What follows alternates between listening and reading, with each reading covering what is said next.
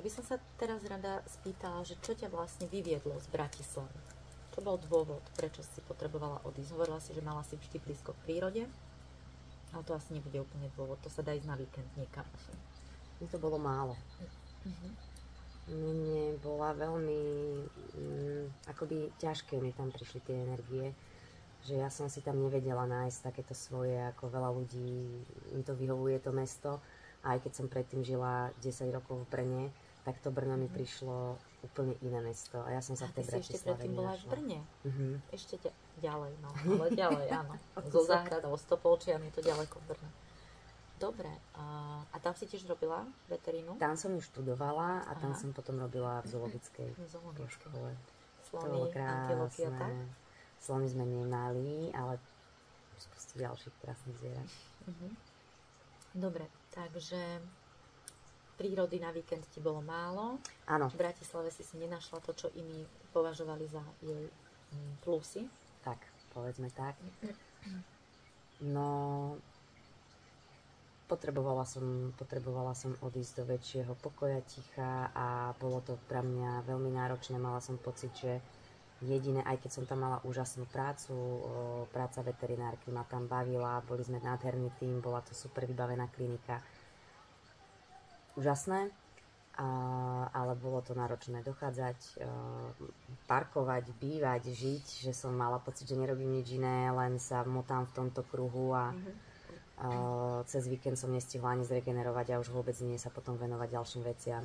Že ja už som tam mala psíkov, venovala som sa aj tej fitoterapii, čiže som chodila každý deň so zvieratkami do lesa. Bývala som kúsok od lesa, takže každý deň sme tam boli. Prepáč, by som ti tu vstúpila. Ja si pamätám, že ty si mi hovorila, že ty vlastne v rámci Bratislavy bývania v bytovke na sídlisku si mala svoju záhradku. Skús mi povedať niečo k tomuto.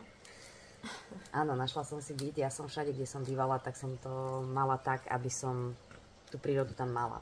To je jedno, či to bolo Brno, alebo potom Bratislava, Pezinok.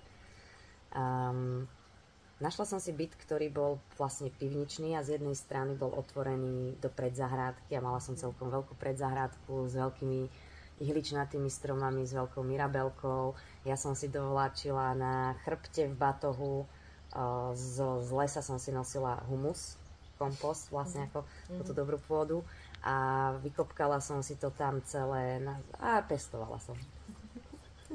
Výborne, to sa mi páči. No tak rozumiem, že keďže toto si dokázala vytvoriť v Bratislave, tak časom to bolo málo. Stalo sa niečo v tvojom živote, čo ťa primelo viac sa otočiť k prírode? Alebo to bola len čistá láska k prírode? Ja mám pocit, že to bolo, že táto akoby príroda pre mňa bola niečo, pre mňa také centrálne a asi najdôležitejšie v živote odjak živa. A ja som tú blízkosť proste potrebovala mať. A asi to tak prirodzene vyplynulo. Mojím snom bolo vždy mať domček alebo mať takú svoju farmičku, nejaké také svoje hospodárstvo v prírode, na samote u lesa, s potokom, čo teraz žijem. A tá Bratislava, bola som tam nejakú dobu vtedy s partnerom, s ktorým pôvodne to vyzeralo, že tie plány budú rovnaké. A nakoniec sa nám to nepodarilo nejak zlúčiť spolu a ja som cítila, že ja v tej Bratislave ako niečo zo mňa tam úplne, že zomiera, alebo necíti sa tam vôbec dobre naplnená, som nebola už z toho.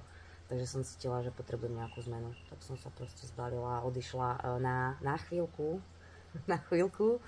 do záhrad, že sa idem tak nejak zregenerovať a uvidím, čo ďalej. A už sa to regenerujem 8 rokov. Ale tiež to vyzerá, že tu na nejakú dobu moja cesta končí a volá ma to do sveta. Tak sa veľmi teším na nové dobrodružstvá. No takže cítiš, že by ti nejakým spôsobom začínal nejaký cyklus tu v tomto priestore? Udialo sa tu pre teba niečo? Áno, rozhodne. Ale išlo to postupne. Alebo ja som si to tak možno neuvedomovala, pretože ja som tam opustila vlastne celý okruh kamarátov, v podstate partnera som tam nechala. A tu som sa začala venovať naplno permakultúre, záhradkárčeniu, ovocinárstvu, bylinkám, postupne aj tým stromom a mala som viacej čas aj také spomalenie. Že ma to zasa vrátilo do takej jednoduchosti bytia, že keď chceš teplo, musíš si narúbať drevo a zakúriť. Keď proste, že viacej do tej jednoduchosti. A začala som si uvedomovať rôzne veci inak a zistila som, že nie až toľko potrebujem a to, čo mi chýbalo, bol čas. Stále som bola uhnaná, za niečím som sa naháňala a pre mňa postupne prichádzala tá zmena k tomu. Aj prvé roky tu boli o naháňaní. Uvedomila som si, že som len preskočila na nový rytmus a miesto naháňania sa v Bratislave som sa naháňala tu. Zasa, ale bolo to nádherné v rámci toho, že som sa učila veľa o tom záhradkárčení, o bylinkách, o rôznych kvietkoch, robila som záhony. Tak som si uvedomila po rokoch, že som z toho vyčerpaná. Že som vyčerpaná aj z toho, že cez deň veteriná, po nociach som študovala toto, potom som po obede zalievala, okopávala a že je jedno, alebo nie, takto, není za mňa jedno, či človek robí to, čo ho baví, alebo nie. Ale aj keď to robí, tak ako nájsť si tie hranice a nájsť si aj naozaj čas na to len bytie, na to spočinutie, na to užívanie si toho, čo sme už v živote dosiahli a na regeneráciu a na starostlivosť o seba, čo je pre mňa niečo, čo sa učím až v poslednej dobe. A potrebovala som prejsť presne aj tým obdobím, kedy som vhopsla z jednej vášne do inej vášne a stále som proste prechádzala niečím novým, čo ma baví. A stále to tak mám. Zároveň už si tam uvedomujem aj to, že potrebujem a že som spomalila a že som za to vďačná, že som si začala uvedomovať veci aj trošku inak a že sa nepotrebujem a nechcem už v živote toľko naháňať. Takže dá sa povedať, že si tu prišla k stíšeniu, spomaleniu a prehodnoteniu priorit. Povedzme. Ja vnímam vo svojom okolí ľudí, ktorí odchádzajú z tzv. Matrixu kvôli pravidlám a unaháňaniu a presne vlastne zažívajú, ja som si to niekde zažila aj na vlastnej koži, zažívajú vlastne ten istý Matrix vytvorený sám sebou. Vytvoríme si len nový systém, nové pravidlá, ale takisto vhupsneme do niečoho, že naučiť sa plynúť, to chce čas. Človek sa do toho musí dostať a dovoliť si oddychovať. Dovoliť si oddychovať. A s radosťou sa začať starať o seba. Nie zvonku, pre nejaké veci iné, ale o seba. Aj súhlasím. No, dobre, takže v podstate sa muselo v tvojom živote udiať niečo, čo ťa hodilo do iného módu. Často sa hovorí teraz o temnej noci duše. Vieš povedať, že by si prechádzala nejakým takýmto prerodom v tvojom živote? Že boli veci, ktoré sa zrútili a jednoducho si potrebovala ich vystavať úplne na novo od základov, všetko? No, svojím spôsobom ja si takýmito prerodmi prechádzam počas života viackrát, takými väčšími. Teraz sa v jednom nachádzam a bolo ich viac. Ja som si tam našla aj odpovede v rámci astrológie, human designu a týchto vecí, kedy som pochopila, že každý sme iný, každý máme svoju cestu a to, čo sa nám na nej deje, ja nehovorím, že je nejak predom dané, ale tá myseľ sa má o čo chytiť v rámci nejakého nášho charakteru a niečoho, čo tu žijeme a aký máme pocit, že sme. A ja som si tam presne uvedomila aj, že tieto nejaké také veľké transformácie hold sú súčasťou môjho života. A jedna bola práve ten odchod, jedna veľká bola odchod z Brna, jedna do Brna v 18 čerstvých, a po 10 rokoch do Bratislavy a po 5 potom sem. A tam mám ale pocit pre mňa, že to bola tiež samozrejme veľká zmena a asi najväčšia bola po rozchode po 10 rokoch s partnerom, to už som žila nejakú dobu tu. Ale vtedy mám pocit, že sa naozaj ako keby začalo niečo úplne inak.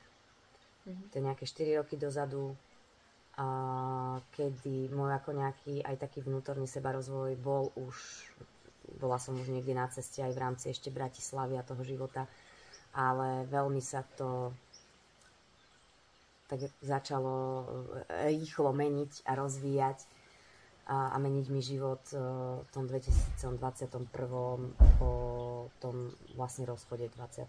roku. A veľa nových ľudí, nových spôsobov, ako sa pozrieť na seba, mi prišlo do života. A veľa som začala ako keby vidieť veci inak. A to bola taká za mňa... aj to boli za mňa potom veľmi náročné zimy, tie posledné, kedy mám pocit, že to bola taká, ja neviem, temná noc z duše, no tak by som to asi nazvala. Veľa ale uvedomení, veľmi krásnych, veľmi som za to vďačná aj za to, že som mala ten priestor byť tu sama a celé si to zažiť až do morku kosti od... No, ja som si teraz narýchlo vyrátala 2021, keďže si pamätám tvoj dátum narodenia, tak 2021 si mala osobnú ročnú vibráciu číslo 9, Áno. čo sú konce a začiatky, začiatok nového cyklu, ale vlastne ešte nevieš vôbec, že čo, ale cítiš tie konce. Odchádzajú priatelia, partneri, práca, môže tam byť presne ukončovanie, stiahovanie. Ale ešte vôbec nevieš, do čoho ideš, čiže rozumiem tým hĺbkam. Ja som si tiež podobne išla, keď si to spätne numerologicky vyrátam, tiež 8, 9 boli pre mňa náročné. To bola pre mňa presne, 8 sa udialo asi toho najviac a 9 už potom pokračovala, práve tá išla do tej hĺbky potom. A 8 to bol boom, to bolo od rozchodu nového partnera, rôzne medicíny mi prišli do života, nové ľudia, víkendovky, ceremonky, Theta healingový kurz, to bolo tiež... No a teraz, ak si dobre pamätám, si vstúpila do 4, takže medzi tým prešlo 9, 1, 2, 3, začína 4, čiže nejaké nové začiatky, tam už asi sú nejaké vízie, 2, nejaká podpora intuície, čiže nejaké skúšky rozhodnutia a 3, nejaká socializácia. My sme sa v tvojom 3. roku vlastne spoznali. Kedy si išla festivaly jeden za druhým, leto v plnom prúde, Gema, všade si vlastne spoznávala nových ľudí, mohla si prezentovať svoje služby, mohla si hovoriť o tom, čo robíš. Bol pre teba tento čas naplňujúci? Máš rada stretávanie sa s ľuďmi, to ma zaujíma. Áno. Áno, ja mám rada aj svoju samotu. A zároveň mám veľmi rada zdieľanie, stretávanie, veľmi mi to príde a som za to vďačná, že ako bolo to tak vždy, ale trošku zasa z iného pohľadu už sa na to pozerám, na to stretávanie a vidím, ako si naozaj odovzdávame, že každé stretnutie nič nie je náhodné a ako si v každej vete vieme nájsť odpovede na svoje vlastné otázky, aj nevyslovené. No ty ako 8, životné číslo, ak to teda môžem takto do éteru rozprávať, tak áno, ty tam asi si ideš občas aj nejaké extrémity a hľadáš vlastne zlatú strednú cestu v strede. Takže aj spoločnosť, aj samota je ti blízka. Vieš povedať, že sa dokážeš ponoriť do hĺbok?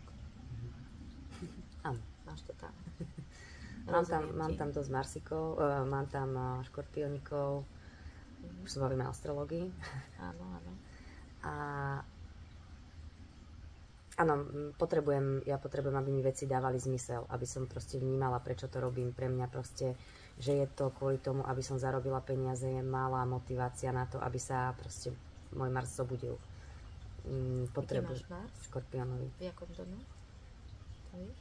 2. Seba hodnota priority. Seba láska.